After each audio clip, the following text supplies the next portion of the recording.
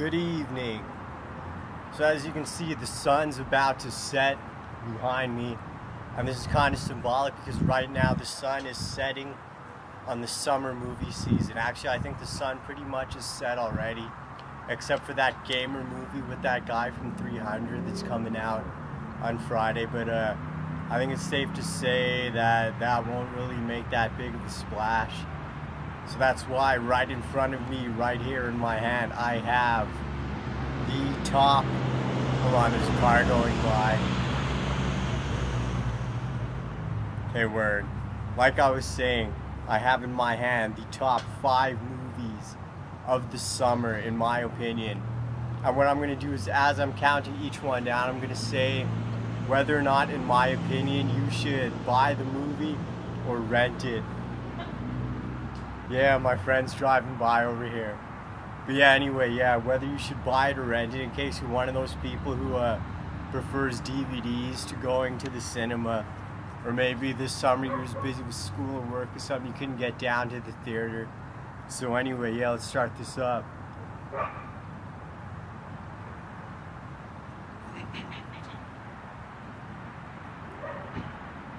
Alright, coming in at number 5, we got Star Trek.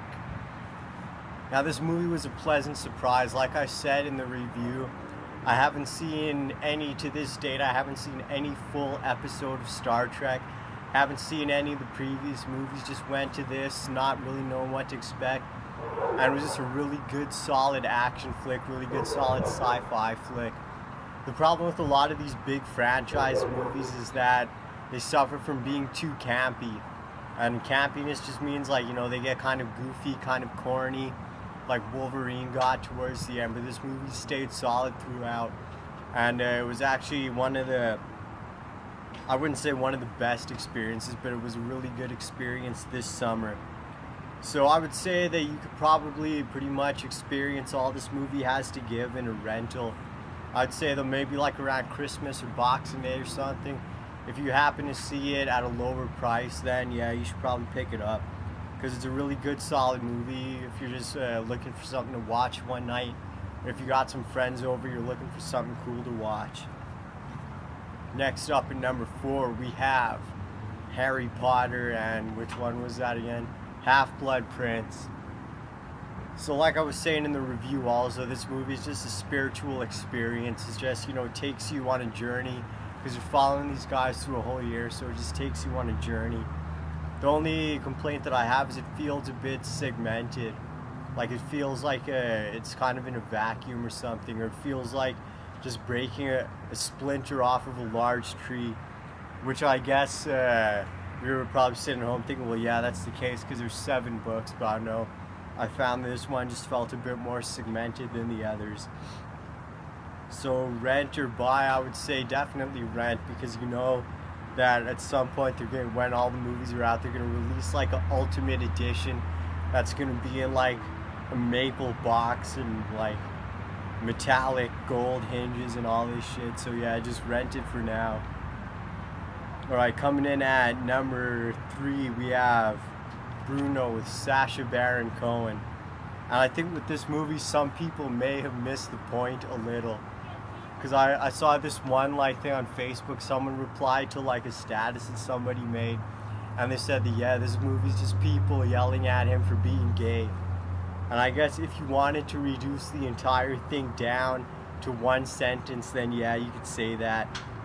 But there's so much more than that. It's like, yeah, they're making fun of him and you're like getting mad at him for being gay, but look at the kind of things that they're saying and who's saying it. So yeah, rent or buy, I would say definitely buy, because this movie is definitely going to be quoted for a long time. So I'd say definitely buy it, learn all the lines, learn all the punchlines, memorize it, because this is going to be hardcore quoted.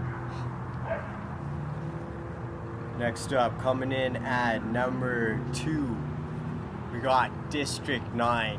So Star Trek was a pleasant surprise. This one was a complete surprise, because this of course isn't associated with any big franchise, so it didn't get a lot of hype coming into the summer. I went in, really didn't know what to expect, and it was just completely blown away. And I think again this is another movie where people miss the point, because I read a review in one of those newspapers that you get at the bus station. I think it was Metro, and for the entire review, the review was like a full page, and they didn't mention one thing about apartheid. And this is obviously just one giant metaphor for apartheid, and that's why I think it was one of the most like intelligent movies that came out this summer. So should you rent or buy it? Well, that really kind of depends. I'd say that if you're definitely a movie lover, you're probably going to end up owning this at some point in your life. But this is one of the movies that you get because just because it's a significant movie, and to watch this you really have to be in the mood, because this is one of those movies where when you're watching it really points out like all the dark aspects of humanity, so you really have to be ready to take that on when you're watching it. So rent or buy, I would say rent it first. If you find that you like it, then maybe go out and buy it. And now number one.